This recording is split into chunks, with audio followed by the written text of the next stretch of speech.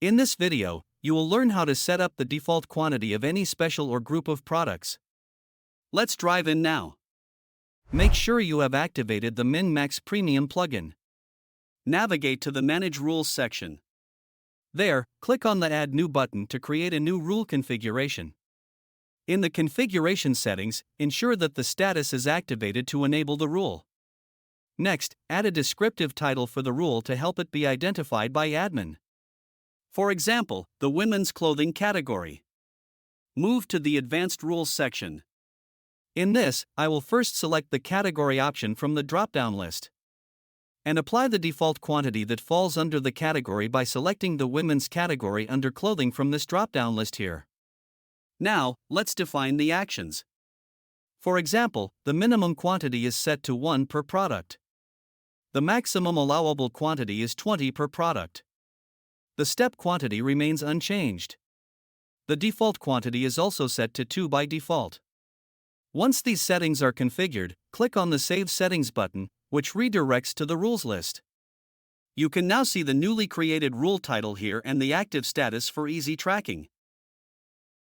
On the shop page, these two products are under the women's clothing category.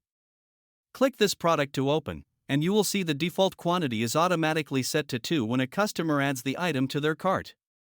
If a customer wants to adjust the quantity, they have the option to either increase or decrease it within the defined limits.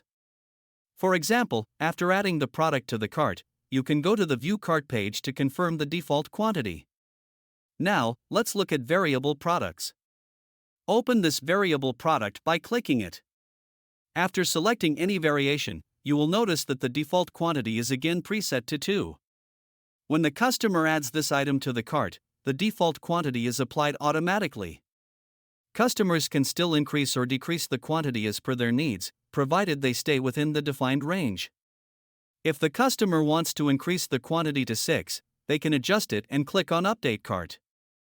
Once the cart is updated, the customer can proceed to the checkout page by clicking this button. Here, fill out the billing information and simply click on the Place Order button.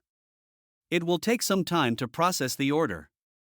Once the order is placed, on the Thank You page, you will be able to see all order details with the quantity of products that you have purchased. Hope this helps.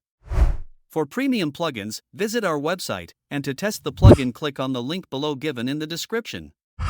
Thanks for watching, and make sure you hit the like and subscribe buttons.